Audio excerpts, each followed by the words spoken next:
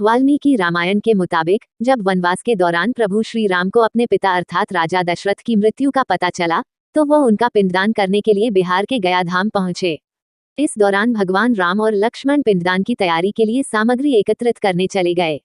इस दौरान राजा दशरथ की आत्मा ने माता सीता से आकर कहा कि पिंडदान का समय निकल रहा है और अगर सही समय पर पिंडदान न किया गया तो इससे मुझे मुक्ति नहीं मिलेगी। लेकिन उस समय वहां पर भगवान राम उपस्थित नहीं थे, जिस कारण माता सीता ने खुद ही पिंडदान करने का निर्णय लिया। राजा दशरथ के पिंडदान के दौरान माता सीता ने तट पर मौजूद ब्राह्मण, गाय, वटवृक्ष, कौवे और फल्गु नदी को इसका साक्षी बनाया। राजा दशरथ ने माता सीता का पिंडदान स्वीकार किया और वह तृप्त होकर पितृलोक को चले गए। इस दौरान जब भगवान राम और लक्ष्मण लौटे तो सीता जी ने उन्हें सारी बात बताई, लेकिन ये सुनकर राम और लक्ष्मण को बहुत ही आश्चर्य हुआ। तब सीता जी ने उन सभी साक्षी को गवाही के लिए बुलाया, जिसमें से केवल वटवृक्ष ने सत्य कहा, लेकिन अन्य सभी साक्षी इस बात से मुकर गए और कहने लगे कि उन्हें इस विषय में कोई जानकारी नहीं है। फल्गु नदी गए और केतकी ने दिया कि उन्हें इस बारे में कुछ भी नहीं पता।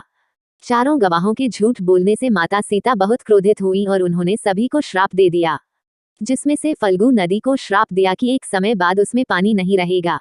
इसी कारण से गया में मौजूद फल्गु नदी आज भी सूखी है। वहीं गाय को ये श्राप मिला कि पूजनीय होने के बाद भी वह खाने के लिए दर बदर भटकेगी, जिसे आज हम सच होते हुए देखते हैं।